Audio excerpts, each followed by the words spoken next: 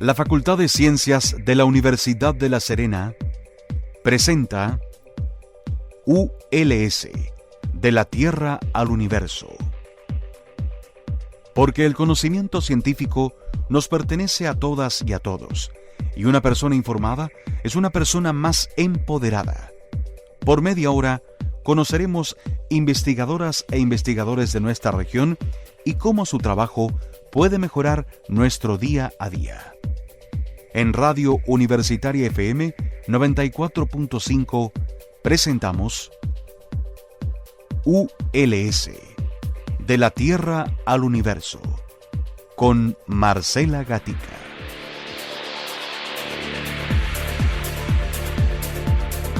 Hola, ¿cómo están?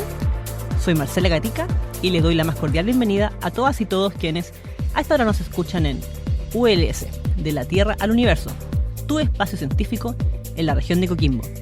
No olvides que puedes escucharnos todos los martes y jueves a las 8 de la mañana. Y recuerda, tú también puedes ser protagonista en nuestros programas, comentando en nuestras redes sociales @cienciasuls, en donde además podrás enterarte de todas las actividades abiertas que hacemos en la Facultad de Ciencias.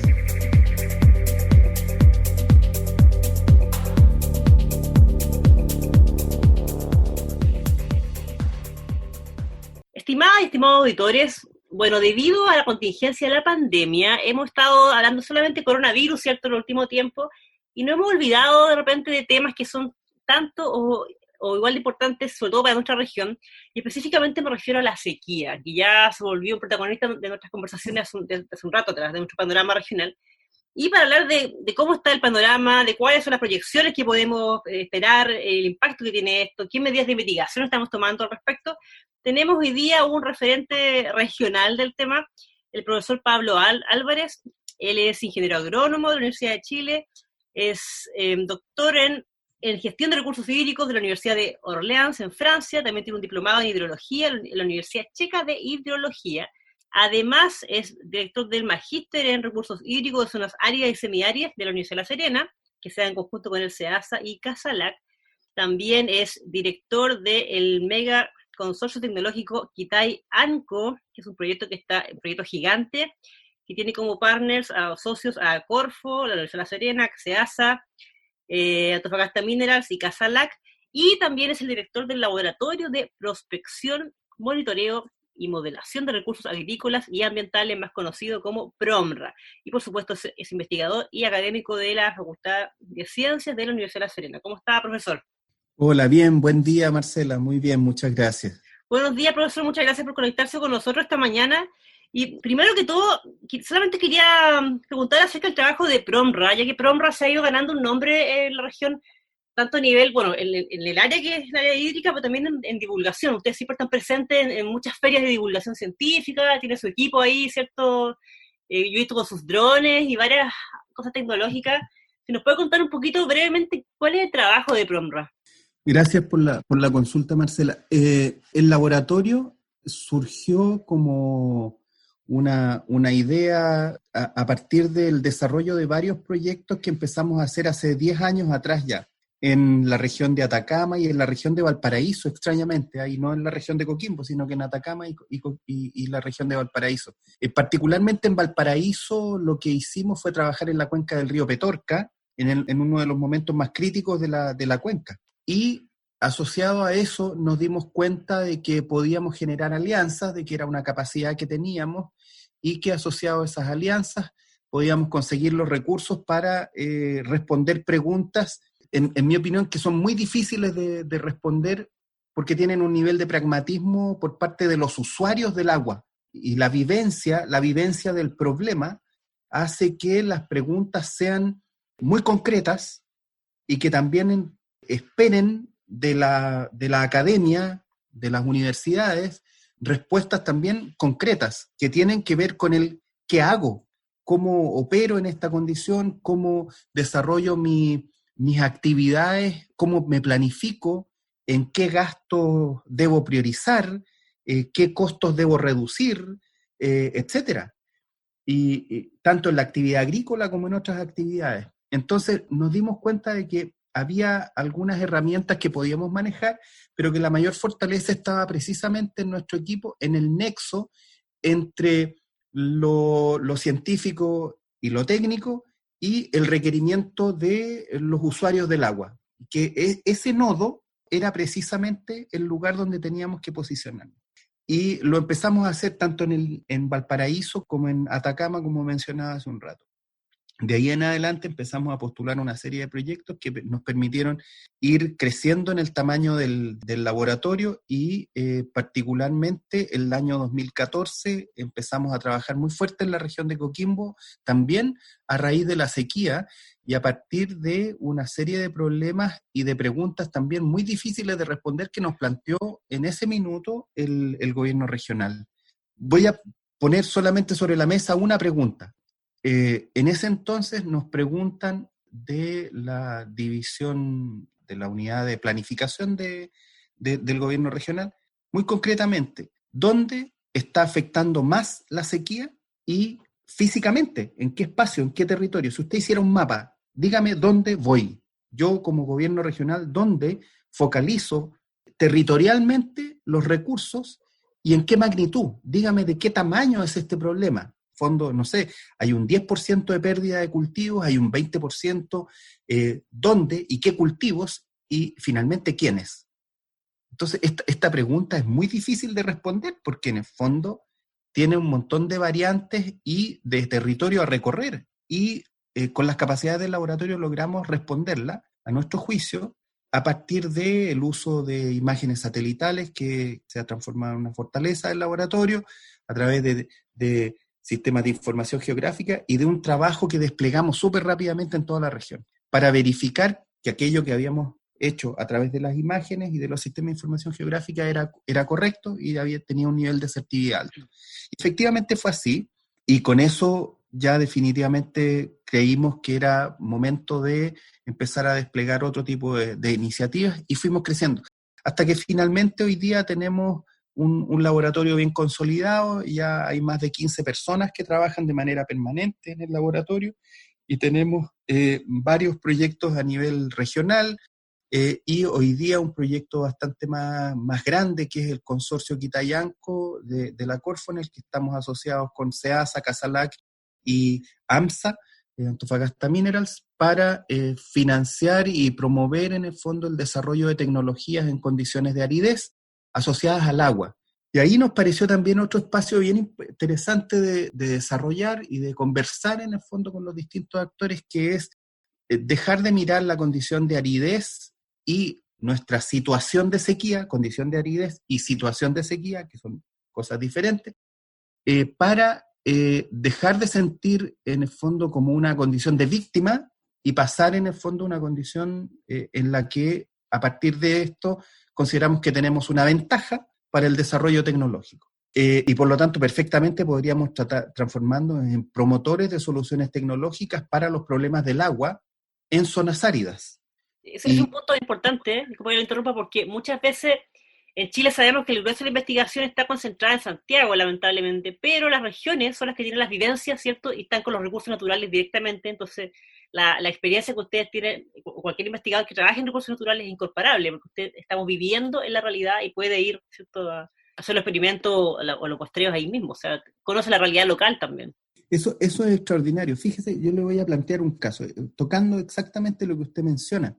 En Santiago, o en otras regiones, el ir a mirar un canal significa subirse a una micro o subirse a un bus y partir y hacer toda una planificación para que eso ocurra. Acá uno en 15 minutos está en el embalse La Paloma, en 1 hora está en el embalse Puclaro, si está en La Serena, en 30 minutos está en el embalse Puclaro.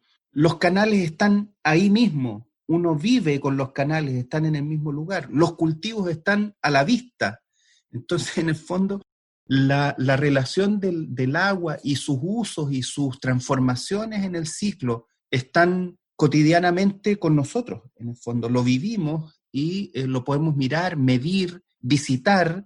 Por lo tanto, un laboratorio extraordinario en el que además, en la región de Coquimbo y sus regiones aledañas, ojo, la región de Atacama y la región de Valparaíso, son laboratorios extraordinarios desde el punto de vista natural para los temas del agua. Entonces, uno se puede sorprender de la cantidad de cosas que se hacen en las regiones, y particularmente en estas 3 regiones, para resolver temas que tienen que ver con los recursos hídricos. ¿Por qué? Porque en el fondo es un laboratorio natural en el cual se está viviendo, la sociedad vive esta condición, y nosotros queremos que de aquí, ojalá en adelante, trabajar en que esto se transforme más bien en una ventaja, en una oportunidad, y dejar de vivirlo simplemente como un problema.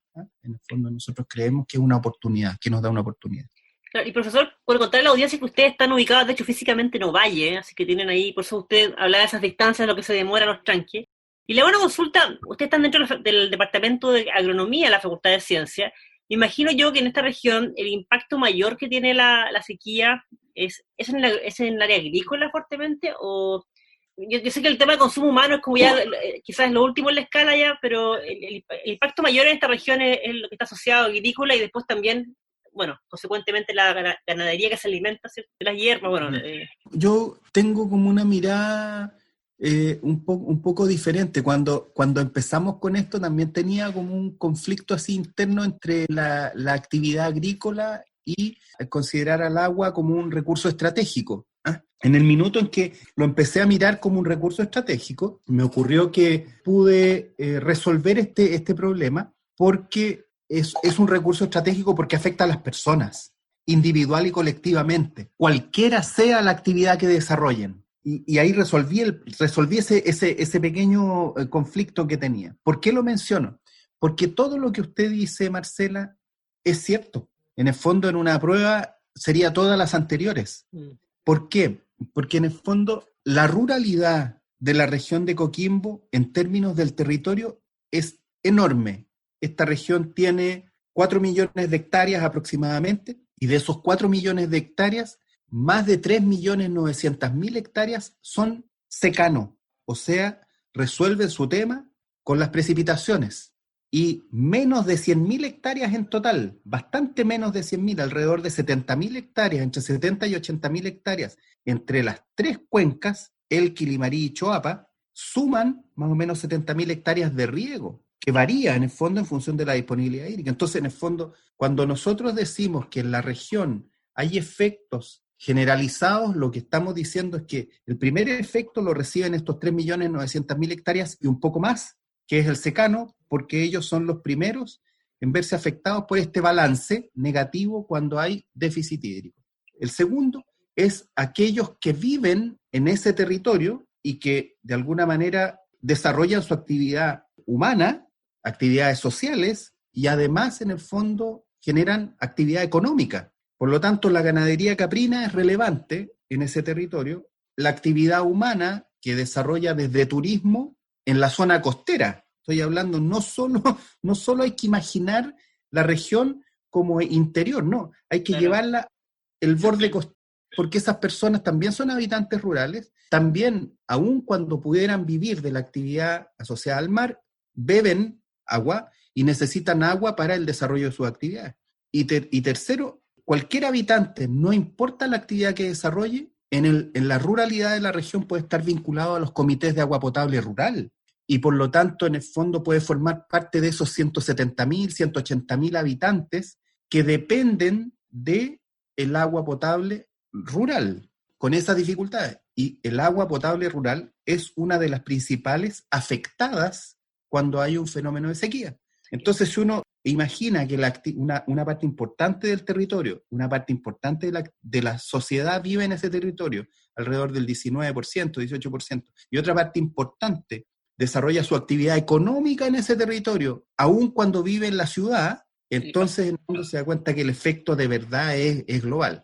La zona urbana, cualquiera sea esta, un Vicuña, un Ovalle, un Coquimbo, La Serena, todos dependen absolutamente del agua y probablemente desarrollan una parte importante de su actividad en la ruralidad, incluido desde el transporte, etcétera. O sea, en el fondo nadie está ajeno a este recurso.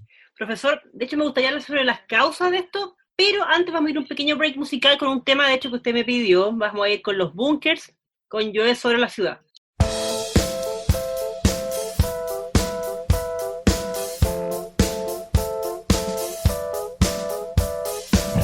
Voy caminando caminando sin saber nada de ti, ni siquiera el agua que rodea mis pies puedo sentir. Lo intento cada vez mejor y no estaré satisfecho hasta olvidarme al fin de ti, como soñé. Tengo tantas cosas que decir que no puedo recordar. Pienso que es muy tarde para mí. Pienso que es momento de olvidarme ya de ti. Llueve sobre la ciudad porque te fuiste y ya no queda nada más. Llueve sobre la ciudad porque te fuiste y ya no queda nada más.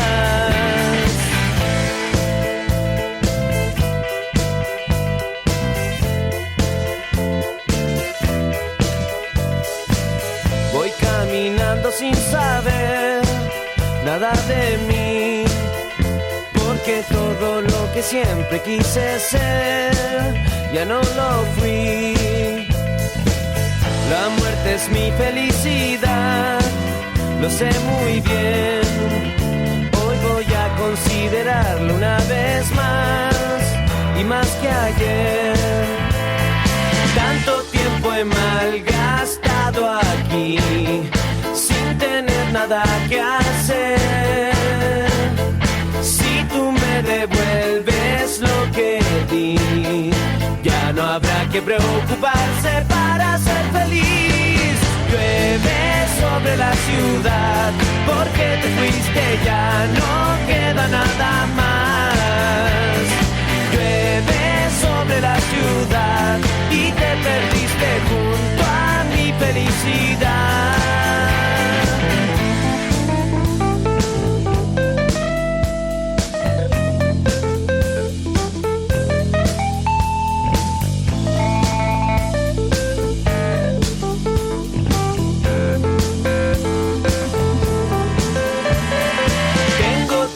Cosas que decir, tantas que ya me olvidé. Te lo he dicho una y otra vez. Creo que es momento de olvidarme y no volver. Llueve sobre la ciudad porque te fuiste, ya no queda nada más. Llueve sobre la ciudad y te perdiste junto a mi felicidad. Llueve sobre la ciudad, ya no queda nada más. Llueve sobre la ciudad, ya no queda nada y tú no estás.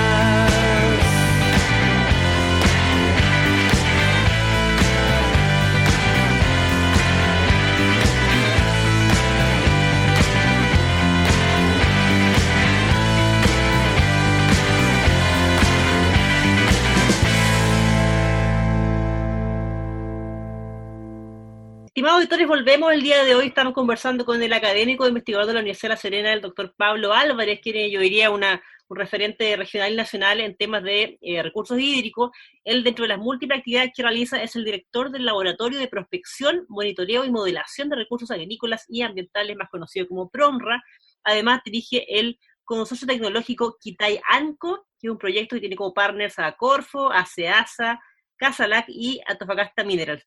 Y el primer bloque estábamos hablando sobre cuáles son las zonas más afectadas de la región por la sequía, y bueno, y por qué el fondo se produce este impacto, ¿cierto?, a qué nivel. Y profesor, quiero llevarlo a un poco a las causas del tema, porque yo soy serenense, y yo tengo recuerdos, yo tengo 36 años, cuando tenía como la ciencia básica más o menos, recuerdo mis 7, 8 años, recuerdo hartos temporales, recuerdo haberme quedado en casa varias veces porque estaba mi colegio inundado. Recuerdo un par de episodios así, el Valle del Elqui, cuando todavía teníamos solamente una vía, recuerdo que completamente inundada el camino a Vicuña, por ejemplo, y de repente esto como que se empezó a quedar como una anécdota, una historia en el olvido. ¿Qué empezó a pasar? Yo imagino que no solamente que la lluvia no deja de llegar solamente porque sí, o sea, hay varios fenómenos globales. ¿por qué empezamos a entrar y nos acostumbramos ya a esto de la sequía y hoy día que llueva? El año pasado, si no recuerdo mal, en La Serena por lo menos, llovió como un día, una hora, o un poquito más y sería. O sea, ¿qué pasó en estos últimos 10, 20 años? Bueno, han pasado varias cosas. Voy a citar solamente un ejemplo. Si yo solamente me baso en los datos en los datos censales de los censos de población, no en las proyecciones, sino que los datos efectivamente medidos, y por lo tanto el último es 2017, la población de la región de Coquimbo pasó en los últimos 30 años, tuvo un incremento de más o menos 10.000 habitantes por año. Entonces, en el fondo pasamos de ser 500.000, qué sé yo, a 750.000. El número no importa, lo que importa es como el orden de magnitud de los incrementos de población, y esto es como un crecimiento que uno no se da cuenta. La cantidad de personas que somos hoy día, si bien Chile no tiene una tasa de crecimiento de población alta, es de verdad bastante más importante que hace 30 años atrás, o 20 años atrás, o 25 años atrás. En el fondo es muy, muy importante. Entonces, ¿qué quiero decir con eso? Las personas se han incrementado, la población urbana ha crecido, y eso significa que la demanda de agua de esas personas se ha incrementado en términos de lo que consumen estando en su hogar, ¿ya? Pero también ocurre que esas personas tienen familia, son trabajadores, desarrollan alguna actividad, se movilizan, adquieren bienes, contratan servicios, etc. Y por lo tanto se desplazan y no consumen agua solamente en su hogar, sino que consumen agua también en otros lados, desde el punto de vista humano, así como de la actividad económica que puedan desarrollar o la actividad social que puedan desarrollar. Entonces, en el fondo, estas personas movilizan, todos movilizamos, me incluyo, movilizamos recursos hídricos no solamente vinculados al lugar donde estamos viviendo y pernoctamos, sino que también en las 16 horas, sin COVID, sin el COVID todavía, en las 16 horas que nos movilizamos fuera de nuestro hogar, estábamos generando también un consumo, movilizando consumo de recursos hídricos. Eso también ha pasado con las actividades económicas. Entiéndase, por lo tanto, el agua potable rural también, si bien la población en términos de proporción no se ha incrementado en términos proporcionales, pero también hay un incremento de la población, hay más personas. También la actividad agrícola, lo que dicen los números es que presenta una variabilidad más o menos importante en función de los años, de la sequía o qué sé yo, del abastecimiento hídrico, pero dice que subyacente a la curva de superficie plantada hay un incremento de la superficie de demanda permanente de agua. O sea, en el fondo, lo que antes uno veía cultivado con trigo, cebada, maíz, avena y praderas de alfalfa o qué sé yo, hoy día está siendo cultivado con cultivos de demanda permanente, entiéndase mayoritariamente frutales, o hortalizas en un régimen intensivo, o sea, una sobre otra, sobre otra, sobre otra. Y quiero que se entienda bien, porque de ninguna manera es en términos de crítica, es la constatación de un hecho, eso es así. Y en el fondo las personas necesitan ese alimento. Créame que si no fuera necesario, esto no ocurriría. Si uno analiza la superficie cultivada, la verdad es que el incremento en términos de superficie cultivada no es tan grande, no es tan grande, pero lo que ocurre dentro de esa superficie cultivada sí es distinto porque es más intenso. Claro, vamos secando la tierra en el fondo, claro. Claro, pero, o sea, lo que ocurre también, Marcela, es que antes existía la posibilidad de que si venía un año malo o había una disponibilidad menor de agua, las personas se achicaban. Entonces, en vez de hacer 6 hectáreas de hortaliza, hacían 4, o en vez de hacer 3 cultivos de hortaliza en la temporada sobre una misma superficie, hacían 2. Y si se tenían que achicar más, hacían 1. Entonces, la superficie total, la verdad de las cosas es que no es que se incremente enormemente, no ese es el tema. El tema es que lo que pasa dentro de esa superficie es más intenso y por lo tanto es menos resiliente. ¿Qué quiere decir eso? Que en el fondo la posibilidad de abandonar aquello que estoy haciendo tiene una barrera de salida mucho más grande que la barrera de salida que tenía antes. Hoy día eso está ocurriendo con riego por goteo, está ocurriendo con energía eléctrica, está ocurriendo con energía solar, asociada a toda la industria agrícola, a la actividad agrícola, tanto pequeña como empresarial, grande. En todos los casos pasa lo mismo, tiene sus proporciones, pero en el fondo en todos los casos pasa más o menos lo mismo. Entonces se consume una cantidad de agua más o menos importante en esa actividad, aun cuando la eficiencia se ha incrementado. Pero esa eficiencia, que era necesaria para el país, se ha, entre comillas, cosechado por medio de la intensificación del uso de esa agua en cultivos para, entre comillas, obtener una mayor productividad, etcétera, que es propio en el fondo de la actividad. Lo que quiero decir es que hoy día no es posible, por ejemplo, para un agricultor pequeño o grande, llegar y retirarse del negocio porque se redujo la cantidad de agua disponible. ¿Cuáles son las posibilidades que de verdad tiene ese agricultor? ¿Cuáles son? Reales. Y la verdad es que lo que hace es tratar de sobrevivir. ¿Cómo sobrevive? Bueno, en la mayoría de los casos se reducen de tamaño o reducen la cantidad de agua que aplican, sabiendo que eso va a generar un efecto económico porque van a cosechar fruta de menor tamaño, verduras con menor calidad, menos duración en la poscosecha, etcétera. Todas esas cosas van a pasar. Ellos lo saben, pero es lo que pueden hacer. Entonces, bajo ese escenario, disculpe, es como una especie como de tormenta perfecta y estamos tan amarrados un poco a esa actividad en la Tierra y estamos en un contexto además de cambio climático que lo hemos conversado otras veces y sabemos las consecuencias que trae, que una es el tema de la sequía, nos pone en un escenario difícil. Profesor, ya como para ir acercándonos al final de la entrevista, de hecho quería ahí ahondar, si nos puede contar brevemente. Yo sé que es difícil hacer proyecciones, nadie tiene una bola mágica, ¿cierto? Pero dentro de lo que se puede estimar de las posibilidades que ustedes tienen, ¿cómo se ve el panorama, por lo menos en el corto plazo, con respecto a la disponibilidad hídrica, supongo decir, la región por lo menos? Hace unos días hicimos un seminario al respecto y planteamos varios escenarios, pero quiero referirme a eso primero. Frente a la pregunta que usted plantea, nosotros nos propusimos una manera diferente de respondernos. ¿Cuál fue la manera en la que nos planteamos? Nosotros nos propusimos resolver la siguiente pregunta. ¿Qué debería ocurrir para que un escenario como el actual se revirtiera? Entonces, en el fondo, ¿cuánto se necesita que llueva para que nuestra condición de verdad cambie?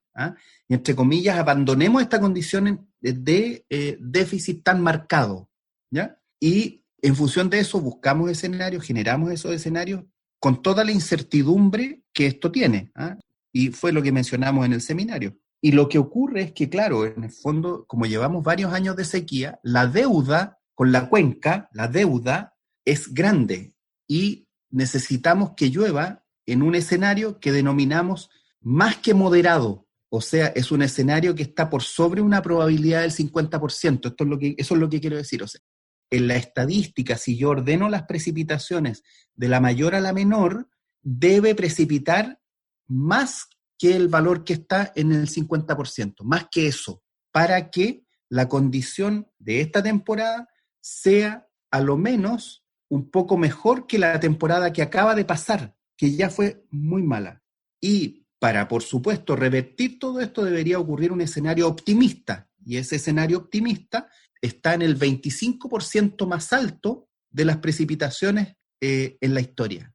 Está en ese nivel. Entonces, ¿qué es lo que quiero decir con esto? Mayo, junio, julio y agosto son los meses que concentran el máximo de precipitaciones de todo el año. Entonces, si uno toma estos 4 meses, explica, dependiendo del lugar y de la estación meteorológica, explica más o menos el 90% del total de la precipitación del año, de la temporada completa. Habiendo pasado mayo, nos quedan ahora 3 meses para explicar más o menos el total de la precipitación del invierno. Lo que significa que en la medida que va pasando el tiempo, se empieza a requerir de fenómenos más raros, y raro quiere decir menos probables, para que se revierta la condición. ¿Se entiende? Sí, no voy a ampliar ese panorama. El concepto es, ya no tenemos todo el invierno, necesitamos una condición por sobre la media, desde el punto de vista, la mediana, por sobre la mediana de las precipitaciones, y para que eso ocurra, tienen que ocurrir fenómenos un poco más extraños que los normales. Y no se ve en este minuto, condiciones ni globales ni locales para que ello ocurra. Todo apunta a una condición promedio, pero esta condición promedio también es variable. O sea, aquí el escenario es abierto. Cuando nosotros hablamos de promedio, en el caso por lo menos del laboratorio, nosotros mostramos toda la variabilidad del promedio. Y esa variabilidad, por ejemplo, en el caso de Ovalle, es entre 37 y 98 milímetros. Eso es el promedio. El promedio se compone de toda esa variabilidad. Entonces, nosotros necesitamos que llueva dentro de ese rango y ojalá orientado hacia arriba, pero cada vez tenemos menos tiempo para que eso pase. O sea, el panorama para este año no es muy auspicioso. Profesor, sé que se me pasó volando. Ahora, puede cambiar totalmente, obvio. Bueno. Puede dar vuelta en 5 minutos y como dije el otro día en el seminario, esto puede ser solamente un mal sueño y podemos despertar mañana y que esté lloviendo. De hecho, en estos días había algo anunciado, sí. Pero está el anticiclón del Pacífico, destruye todo. Todo lo que quiera entrar desde el sur se hace trizas y no provoca las precipitaciones que esperamos. Bueno, entiendo que es complicado hacer proyección a largo plazo, pero bueno, sí, hay ciertos fenómenos que uno puede anticipar algunos escenarios. Profesor, se nos pasó volando el tiempo, lo quiero dejar invitado para que conversemos nuevamente, porque este es un tema también que está en desarrollo, está en progreso y es como el tema principal de nuestra región, así que en verdad lo quiero dejar invitado, que podemos conversar quizás el próximo mes y nos cuente un poco cómo va la cosa también, porque como usted dice, este es un escenario variable, así que le agradezco mucho por su tiempo esta mañana. Gracias. A usted, Marcela, muy gentil. Un gusto tenerlo acá, estimados auditores. Conversamos con el profesor Pablo Álvarez, él es director del Laboratorio de Prospección, Monitoreo y Modelación de Recursos Agrícolas y Ambientales de la Universidad de La Serena. Además es director del consorcio tecnológico Kitay Anco. Hablamos sobre sequía, sobre los impactos y también las causas que tiene las proyecciones. Y bueno, como saben, lo dejo invitado para escucharnos cada martes y jueves a las 8 de la mañana por la 94.5, Radio Universitaria. Y no olviden seguirnos en nuestras redes sociales en CienciasULS, @CienciasULS, estamos en todas las plataformas. Un abrazo para todos, que tengan una muy buena semana.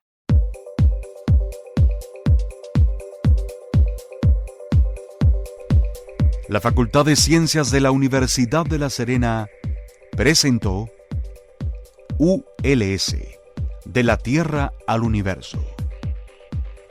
Porque el conocimiento científico nos pertenece a todos y una persona informada es una persona más empoderada. Por media hora hemos conocido investigadores de nuestra región y cómo su trabajo puede mejorar nuestro día a día. En Radio Universitaria FM 94.5 hemos presentado ULS, de la Tierra al Universo, con Marcela Gatica.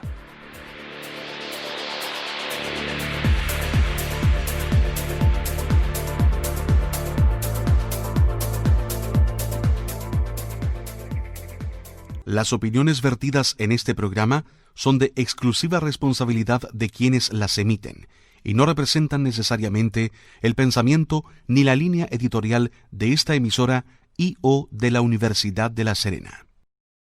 Este programa es grabado en los estudios de Radio Universitaria FM y editado por profesionales de la misma radioemisora, cuyo objetivo por más de 50 años ha sido vincular el quehacer de la Universidad de La Serena con la comunidad regional, respondiendo también al interés de contar con un medio de comunicación que releve la labor de la institución en los ámbitos de la docencia, la investigación y la vinculación con el medio.